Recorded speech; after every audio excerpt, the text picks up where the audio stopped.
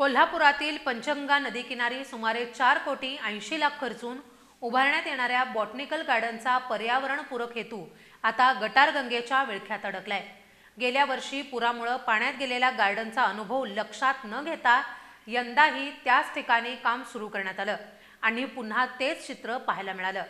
पुन्हा एकदा botanical garden महापुराच्या पाण्यात बुडाले। सध्या पंचगंगेच्या पाणी पातळीत घट होत असताना बॉटनिकल गार्डनमधील पाणी गेलं असून सध्या गार्डनमध्ये प्लास्टिक बाटल्या आणि गटाराच्या पाण्याने साचलेला कचरा प्रदर्शन बनून राहिला आहे।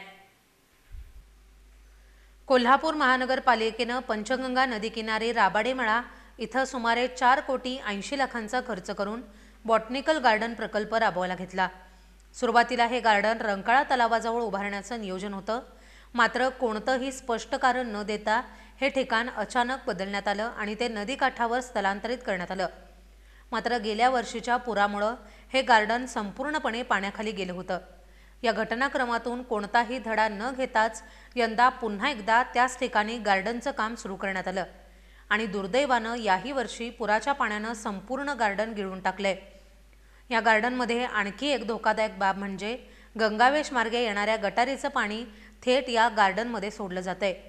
परिणामी बागेचा सुगंध बाजूला गेला आणि संपूर्ण परिसराची दुर्गंधीयुक्त गटारगंगा झाली आहे। पाऊस ओसरल्यानं पाणी पातळीत घट झाली असून बॉटनिकल गार्डनमध्ये सध्या गर्द हिरवळीच्या जागी आता प्लास्टिकच्या पिशव्या, बाटल्या, साचलेलं चिखल आणि कचऱ्याचा खच साचून राहिलाय।